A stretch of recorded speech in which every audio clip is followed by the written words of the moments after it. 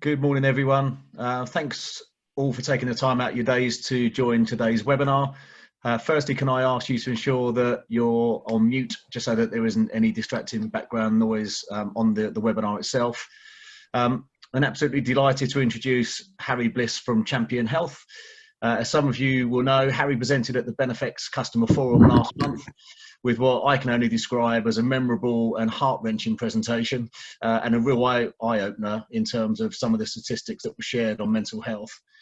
We're seeking to include Champion Health as part of our marketplace offering, but wanted to ensure that you all have some awareness of the product and how it will assist our customers prior to it being made available to our customers. As I'm sure you're all aware, there's a Q&A functionality within Zoom. Please feel free to use that functionality during the presentation, and Harry will pick those questions up at the end. So without further ado, over to you, Harry. Thank you very much, and great to connect with you all again. I know I met a lot of you, and it was such a busy day. It feels like a lifetime ago now, and some of you weren't at the event as well. So what I'm going to do is take you through our story, and I know some of you have heard this, and my personal story and why this is such an important topic for me, but also for our nation. And then I'll be able to take you through the rationale, the actual product itself, and then the benefits that will deliver to your clients and customers going forwards. Now, I know there's a few conversations being had at the moment with myself and Matthew Waller and the team about where this fits exactly. I'm very confident that it's going to sit within the marketplace already. So hopefully we can get it out there, and our mission quite simply is to change and save lives, and we would love you to be a part of that. So I'm just going to share my screen with you. Hopefully you can all see it okay. So I'm just, for those people that weren't at the event, I'm just going to share a few pictures with you, and this is the reason, this is our why we created Champion Health. So unfortunately 15 months ago I lost a friend to suicide because of workplace pressures. Now, as you can see, he's not someone that is a millennial or is my age. He was 40 years old. He was hugely successful. He was on a six-figure salary working as a director in a wealth management company. He had a wife and two kids. I coached the kids at cricket, so that's how I got to know him so well. And he ended up taking his life after a 2-week bout of workplace stress. Now, in the moment in the media, there's a lot of noise around millennials and millennials' mental health and so on. Actually, the most at-risk population are males that are 40 to 50. So we want to break this stigma within the workplace, and we have set out on a mission to save lives. And so far, within the last 6 months, we have saved 3 employees' lives, and that's just from direct feedback. There's probably more than that that we aren't aware of. So just to give you, I know a lot of you saw this statistic at the forum, but there's obviously the anecdotal story from myself, but also to back up the extent of the problem. When you add up the deaths from cervical cancer, road traffic accidents, motor neurone disease, testicular cancer, thyroid cancer, flu, homicide, and epilepsy, it doesn't even equate to the deaths from suicide per week in the UK. So that's the extent of the problem, and that's what we're really looking to tackle. Now, not only have I got the story of my unfortunate story of James taking his life, I also nearly took my life when I was at university. And this was the night that I almost took my life. And as you can see, in my right hand, there's a pint of beer just in the bottom right-hand corner. I've got a massive smile on my face, arm around my mate. And later that evening, I was contemplating taking my life. And the real message that I want to get across, even if people don't use Champion Health, is you never know what someone is struggling with. And this picture really does depict that. So onto the platform and Champion Health itself. So if you've got any questions, I get really excited talking about anything related to health and well-being. I'm a bit of a nerd like that. So please post them in the chat function, and I'll get back to you straight away. My email also is harry.bliss@championhealth.co.uk, harry.bliss@championhealth.co.uk if you've got any questions after it, or you can always send it through to Gary and Gary can forward it on. So my background is I worked at Nuffield Health, so the largest corporate health and wellbeing provider, and I was extremely underwhelmed with the service that they were delivering. It was extremely expensive, between £350 to £600 per employee. They were looking at things like calcium, magnesium, phosphate levels. So stuff that didn't matter to anyone, and they were ignoring mental health at the time. So I set out on a mission to make this a lot more cost effective, because only directors in these companies got the employee benefits from Nuffield Health. And I sat down and said, the receptionists need this from a moral case, but also an efficacy case with the return on investment, as much as the directors need it. But we need to make it more time efficient, so it's not 3 hours, it's 30 minutes, and also more cost effective for the organisation. So it's not £350 per employee, it's £12 per employee, for example. So we sat down as a team and we said, okay, the first thing we need to do is get the experts on board. So we worked extremely hard, and we were founded 2 years ago. We worked extremely hard 2 years ago to be able to get the team that we've got on board now. So we've got a team of 28 academics and GPs, and they span from the field of mental health through to sleep, nutrition, musculoskeletal health, etc. And they were able to go through over 10,000 research papers to save anyone the headache of having to do that. And we looked at what's effective and what's ineffective. And things like mental health first aid, for example, there's no evidence to show that it's effective. And that's what everyone's jumping on the bandwagon. So we want to make sure that workplace health interventions are actually effective and also evaluated properly, so we can demonstrate the return on investment. So there were some papers that we came across which showed between a 900% to 1,000% return on investment. So that is absolutely massive, and that's what we've underpinned our whole health and wellbeing model on. So we devised something called the 4 R's. So the first R is record. So through a health assessment, we record the health and wellbeing of the workforce. The second R is then report. So each employee receives their personalised health report after conducting the health assessment. So this is all automated through our algorithms that took over a year to build. And then the second part of the R is then the company report. So the organisation can see where the risks are in the organisation. So this can be broken down departmentally. We can look at suicidal thoughts, for example, poor sleep, and all of these areas not only impact the individual and their home life, but also the work life and the cost to the employer. The third R is then resolve. And so we look to resolve the key issues identified from the data. So for example, if 80% of employees are saying that they're struggling with their sleep and it's impacting their productivity, we then have a whole host of evidence-based interventions that we deliver on sleep. And so we're able to tackle the key issues personalised to that workforce. And then the final R is then reassess. So through another assessment, so they go back through this in 6 months' time or a year's time, we're able to show the improvements to the organisation. Not only are there the moral improvements of improving health and well-being, but there's also the financial implications of reducing absenteeism. There's something called presenteeism that's out there that I'm going to share with you a little bit more. So that's working whilst we're ill, and that is the biggest problem at the moment. Then the staff turnover, poor recruitment strategies, and so on, that we can all improve with improving the health and well-being of the workforce. So I'm going to take you through the platform, then I'm going to take you through the actual extent of the problem so I can share with you the cost per employee from poor mental health, etc.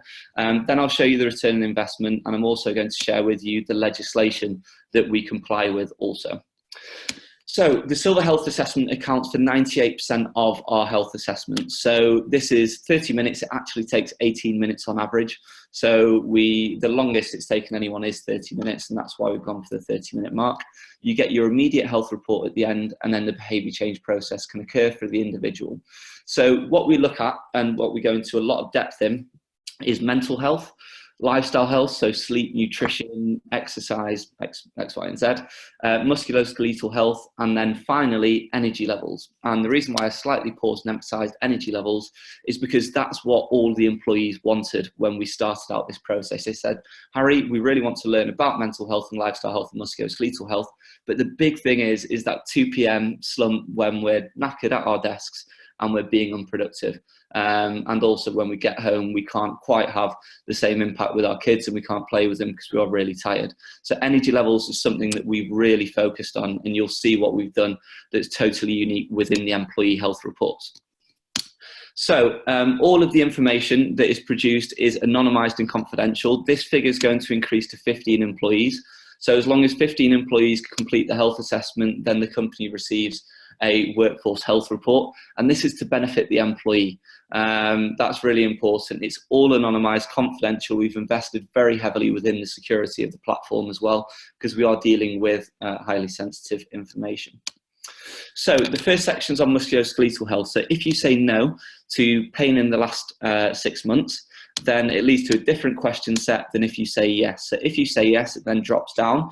So this at the moment is information that organisations just do not hold, that is absolutely vital to their health and wellbeing strategy.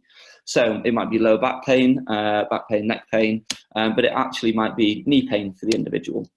Are symptoms still present? Yes, they are. Has the pain reduced your productivity at work? So that, again, is the business case. So yes, it has in this instance. At its worst, how would you rate the pain? So it might be excruciating. And then finally, have you seen a specialist about this? So that might be no. So that's where we may recommend to the organisation, if a large proportion of the workforce are experiencing knee pain or neck pain, symptoms are still present, it's impacting the productivity at work, the pain's excruciating, they've not seen a specialist, we then have the physiotherapy services to be able to be delivered to that organisation. So we have a solution to any problem that arises. We don't just say, here's the problem and over to you guys. We're able to work with that organisation to optimise the employee health and wellbeing. So the next section is on mental health, and specifically stress, anxiety and depression. So we use validated measures, so it's what GPs and academics would use to look at these areas. So the first section is on a previous diagnosis of an anxiety disorder. So in terms of HR only holds information at the moment on when employees go off sick. And actually that accounts for such a minuscule amount of people suffering with an anxiety or depressive disorder within the workplace that are continuing to work. So that's where this tool can be extremely effective. So again, it leads to a different question set if you say yes. So it might be panic disorder, phobia, for example. And then, is your diagnosis of an anxiety disorder still current? Yes, it is. So again, this information is really important if we're to underpin our health and wellbeing strategy going forwards. And that's what all of the corporates are asking for, right? So the next section is on stress, and so it's a really easy to fill out, and we've invested very heavily within the user experience. So in terms of engagement, we have between 70 to 90% engagement rates. When you look at traditional workplace health offerings, it's between 3 to 5%. So we are really bucking the trend, and that's because we are focusing all upon the preventative side of things, and we're being as proactive as possible, and employees are recognising that and they like the platform. They're not dropping out halfway through, for example. So the first question is, in the last month, how often have you been upset because of something that happened unexpectedly? So it might be fairly often, very often, for example, or almost never. So again, our algorithm, our back-end system then calculates this and gives the employee personalised feedback off the back of it. I'm just going to skip ahead for time purposes, as I know you're all extremely busy, and go on to the questions on, do you think you could cope better with stress? So again, if a large proportion of employees say yes, then that leads itself to some stress awareness training for the organisation. So we're able to identify the problem and then offer a solution. So then this is the really key part that I wanted to show you. Does your job cause you to feel stressed? So this complies with the stress risk assessment legislation. So there's legislation out there that employers are not complying with, and the health and safety executive are starting to really push home and fining employers, and especially large employers, if they're not conducting this. So as you can see, if you have 5 or more employees, then you have a legal duty to conduct a stress risk assessment and write it down. So our platform complies with that legislation. So not only is there the moral case of changing and saving lives, there's the financial case, which I'm going to share with you more. There's also the legislative case as well. So if you say yes to that, it then drops down a whole host of questions on senior members of staff, for example, workload. So again, the organisation can make that organisational change off the back of this data. So it's invaluable to the company. And we're able to break this down, as I mentioned, departmentally. So it might be the sales team, for example, that are saying that there's bullying, and so interventions can be placed upon within those departments to improve the health and well-being of that area. We can also personalise, and I know Benefix is really big on this, personalise everything within this platform to the organisation. So we can add in certain question sets within here, and that's really important as well. So we can assess the employee wants and needs. So I'm happy to share this with you so you can go through it in your own time. I'm going to skip ahead through to the employee health report, however.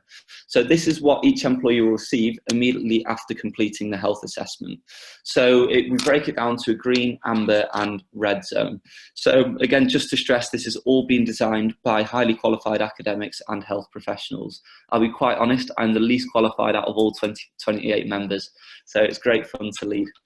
So the first section is on energy levels. So this individual's got an amber zone, and this is where we've looked to gamify the platform and really make it engaging for the end user after all of the feedback from employees saying we want to learn about our energy levels. So if we click on the energy calculator, this is what the employee will receive. So it shows them how well they're optimizing their energy levels based upon their sleep, nutrition, hydration, stress levels, anxiety, exercise habits, alcohol intake, smoking behaviors. So everything that makes us tick, we're able to break down in a unique algorithm, and we're the first organization to be doing this in the world, and we've got a patent protection on this. We're able to show how well each employee is optimizing their energy levels on a day-to-day basis. So what's the so what behind this? We're then able to provide them with personalized energy boosters. So for example, if they're not doing enough physical activity, we then recommend doing their physical activity. And lo and behold, if you improve your physical activity after being inactive, you're much more likely to have high energy levels, right? So all of this is, again, really small cues to big change. So if we can improve the hydration, or in this instance, not have caffeine after 1 p.m., then that will again improve their energy levels today, tomorrow, next month, next year, for example. So all of it's meant to be delivered in a really user-friendly way, and that's the feedback that we've had, and I hope that you share that with us as well. So if we look at sleep, for example, this individual's got an amber zone for sleep. We break down hours of sleep per night, so they're within the recommended 7 to 9 hours. We then have feedback on getting to sleep, sleep quality. So there's a lot of information in here. So again, if they just engage with one section of this report, that will yield a massive impact. Because if we improve our sleep, we then improve our nutrition, our hydration, our physical activity, our mental health and our physical health. So again, small changes lead to big outcomes for the organization. We also produce action plans for each individual on the back of sleep hygiene. So this is all common knowledge, but it's not common practice. So for example, establishing a bedtime routine, go to sleep and wake at regular times, have a bedroom environment that's conducive to good sleep, not using your phone an hour before you go to bed. So all of the stuff that can really optimize your sleep going forward, so the individual can action and take ownership on their own health and well-being. So I'm going to skip ahead now just to the company health report. So this is what the organisation will receive. And again, this can be broken down departmentally to give a really high-level overview of the health and well-being of the workforce. So the first section that we'll look at is the optimisation. So I showed you or shared with you before the 4 R's. So record, report, resolve, reassess. That's our well-being model that should show a 1,000% return on investment within a year. We can also break down engagement rates and so on for the organisation. So the first section I'll show you is around behaviour change. So in terms of the results, we can break down employees that want to make a healthy change. So in terms of the behaviour change process, if employees want to make a change, they are so much more likely, the organisation, to make the behaviour change intervention successful. So it might be nutrition, for example, it may be energy levels. We then look at health issues impacting productivity. So it might be anxiety and depression in this instance. And again, that's the business case. So 44% in this instance, this is just dummy data, I'm not sharing with you any company's data.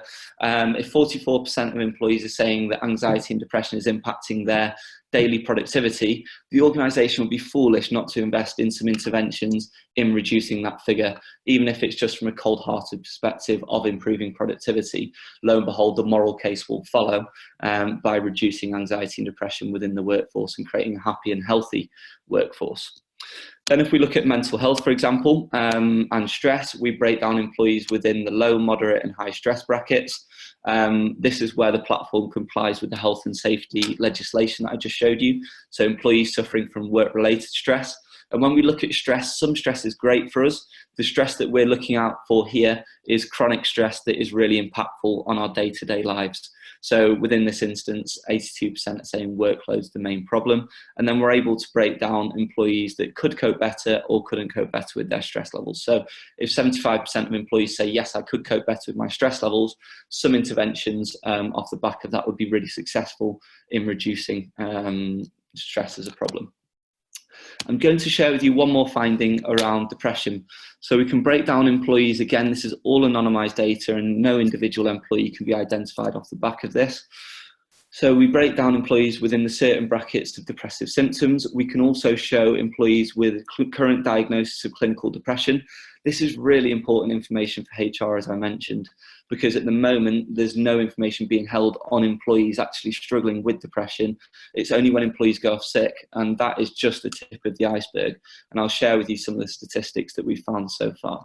Then we look at employees with low self-esteem, employees having trouble concentrating, and the biggest thing, and some organisations have asked me to take this out and then they would sign on the dotted line for a contract. I have said no, because this is the most important thing, is employees experiencing suicidal thoughts. So on average, and this is absolutely scary data, and there's no data out there quite like it, on average, 11% of employees from the organisations that we've worked with are experiencing suicidal thoughts at any one time. 11%, 1 in 10. Now, that is scary. And so within Benefex, for example, if you've got 350 employees, you can do the maths, 35 employees are experiencing suicidal thoughts now, not within their lifetime right now. So something needs to be done about it. And again, that's where we really need to push it out there. When we were looking at getting it out there, I had a bit of imposter syndrome. And I was thinking, will this platform actually be able to change and save lives? It saved lives. And now we need to really get it to the masses to be able to reduce the risk and severity of employees experiencing suicidal thoughts. So that hopefully gives you an overview of the platform. There's then further areas such as with energy levels, whereby we show the company the average employee energy level score. We can look at employees at high risk of burnout. So again, they're a population that are at risk of potentially long periods of absence. So that's really important data again for us to underpin the strategy. So in terms of the strategy, we then personalize a strategy for that workforce. So they've not got to pick up a pen. We do co-develop it with them, but we make sure our academics develop a 3-year strategy for them that will be able to be proactive, not reactive. And so we can prevent absence from occurring, we can optimize productivity going forwards. And so that then gets signed off by the CEO of the organization, and they've got a 3-year strategy that is evidence-based from over 10,000 research papers. And that's all underpinned by this data. We then have a whole host of interventions. So if you click on the action plan, this is the internal action plan that the organization can implement themselves. And so we don't leave them in the cold. There's then the external action plan as to what we can develop going forwards. And so it might be a seminar on energy efficiency, for example, and this is what a seminar looks like. So we don't leave the organisation in the cold at all. We work with them at every step to be able to optimise not only the return on investment, but most importantly, employee health and wellbeing. So I'm just going to share with you a couple of other things just before I let you get on with everything within your day. So these are the latest statistics on the extent of the problem within the workforce. So on average, the cost per employee from poor mental health is £1,652 per annum. So I'm just going to do a quick calculation for Benefex with 350 employees. So 1,652 times 350 employees. The estimated cost just from Benefex alone from poor mental health is over £500,000 per year. When we look at the insurance industry, for example, just here, and the low estimate is 3,245. We've just sent out a quote to an organisation with 20,000 employees. When you times that by 3,245, that's over £60 million per year is the cost from poor mental health. So this is the extent of the problem that we're tackling. And you can now see where the return on investment is generated. If we impact one employee within the organisation, there'll be a positive return on investment going forwards. So we're able to bespoke all of the quotes going forwards to each organisation and show them the average cost. Now, when we look at poor sleep for an organisation, so again, take an organisation with 20,000 employees, the average cost from poor sleep is £15 million to that organisation. So when you add that on top of the £60 million, you can see that there are huge problems within the UK workforce at the moment. Then if we just go down a little bit further, so this is a systematic review that was published by Deloitte. So this is where they compiled all of the top research papers and saw what was effective. I'm just going to get to it in a second. We're able to identify the return on investment case. So a lot of you saw me present this at the Benefex Forum. So a 0.4 to 1 return on investment in the top left, that means for every pound spent, 40p is returned. So that means that there's a negative return on investment. So in this instance, 2.3 to 1, £2.30 is returned for every £1 spent. So on the left-hand side, you can see the traditional reactive approaches in terms of counselling, cognitive behavioural therapy, return to work. So these people have already gone off sick, but it's too late to try and get them back. Again, there's EAP counselling at the bottom here. So it's all reactive. To the right-hand side, you can see health risk appraisals. So that's exactly what our platform does. Stress management seminars, X, Y, and Z, promoting mental health and wellbeing in the workplace. 10 to 1 return on investment. So this is the £1,000% return on investment. So this is a program including screening, personalised feedback, and then referral to an occupational physician. So again, our platform can be personalised to that referral to the EAPs or occupational health. So again, it's that proactive element of we want to prevent people going off sick, we want to prevent people struggling with mental health disorders, and we want to prevent people taking their own lives. And so again, not only is the data there from external sources, but our own data that we're gathering is showing that as well. So hopefully you're now more aware of what we're doing, our mission of changing and saving lives, and how we achieve that mission. I'm really excited to share it with you and for Benefex to come on board with us and being able to get it out there to the masses so we can have huge impacts not only in the employee benefits arena, but also the employee wellbeing arena, because it really is tied together and we are stronger together. So thank you very much for taking the time out today. I'm going to pass back over to Gary just shortly. If you want to get in contact with me, then please do contact me on harry.bliss@championhealth.co.uk. In terms of our website, we're at www.championhealth.co.uk. It's got all of the information that I was talking about today on. So if it just loads, so all of the information on the cost per employee. So if you've got an organisation with 5,000 employees, that's the cost to the organisation. We've then got information on the digital health assessments on here. We've got a tool where we can discover your tailored solution. So that's personalised to each individual workplace if they go through that. And then there's stuff on our team, our services, wires, etc. So if you need more information, you can find it here, but please feel free to contact me as well. Thank you very much. And I'll pass back over to Gary. I hope you have a great week, and I look forward to meeting you all again in the near future. Thanks for that, Harry. I don't know whether you can see it from your side, but there's been 7 questions that have been asked. Sorry. Okay. I don't know whether or not you want to just kind of pick off some of those now, and then we can just kind of pick up some of the other ones sort of post-webinar, or if you've got time to go through them. But can you see them from? I can't at the moment, so please use Q&A. We have 26 people looking at you. I can't see the actual ones. Do you want to ask it to me, Gary, and then you'll be able to answer? So the first one, which I think we touched upon, was, do we have access to a demo site in order to show our customers the employee journey? Yeah, absolutely. So I'll be able to give you that access completely. Excellent. Second one, can you share with us the security boxes that have been ticked anonymity, so we have that in advance of customers asking? Yeah, so in terms of that, I can send through our data protection policies, terms and conditions, ULERN, X, Y, and Z, and also Cyber Essentials certification. So, yep, I'll be able to do that. The third one, which I think may be available from your website, just based on the brief click through that you just did. So are you able to share more info on the 28 academics, i.e. qualifications, just high level, again, just so we have an idea when customers ask?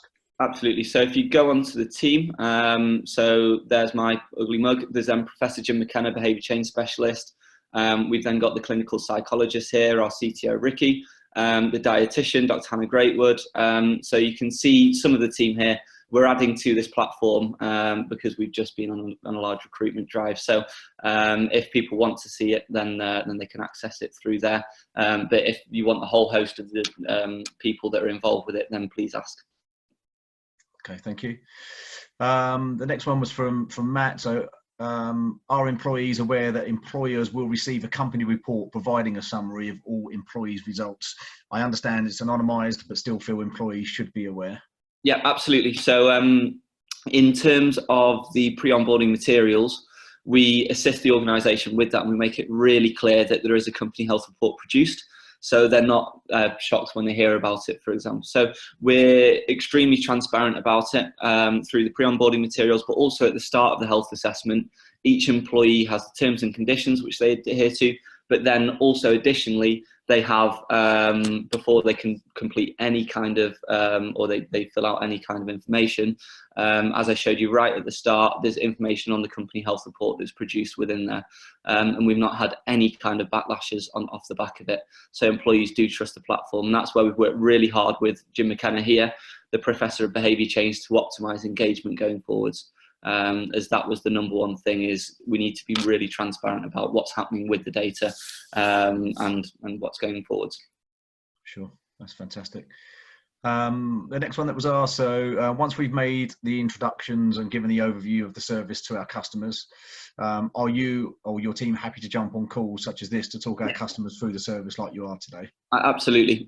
So we need to figure out exactly where it's going to fit, and that's conversations with Matt McCrew-Waller at the moment, but we're more than happy. We'd love to support you. Yeah. So yeah, we'd like to be a part of that. Excellent. And then I'm going to combine the last two questions into one. So it's really around how many companies are currently using the platform, and are there any testimonials or case studies that you may be able to share with us which we can use when speaking to customers? Yeah, so in terms of case studies, I can share those with you. So we were founded 2 years ago by myself. It took about 1.5 years of testing and building the platform and go through all the research papers. So we've been trading for over 6 months, and within that time we've got contracts with the NHS, North Yorkshire County Council. We're working with corporates such as Grant Thornton. So we're getting it out there at the moment. So the main thing for me is that we are still, in terms of our sales team, a relatively small team, but we're looking for the distribution models to be able to get it out there properly. So yeah, we're working with a range of public services through to private sector services at the moment. Excellent. Well, thanks, I guess, from the whole team, Harry, for you taking the time today. Thanks to everyone again for the time that you've all taken. If there are any further questions that you have, just kind of on reflection following this morning's webinar, then please feel free to either direct them directly to Harry or to myself, and I'll just make sure that they then make their way to him. So thanks everyone. Enjoy the rest of your day, and I will see you all soon. Thank you. See you all soon. See you later.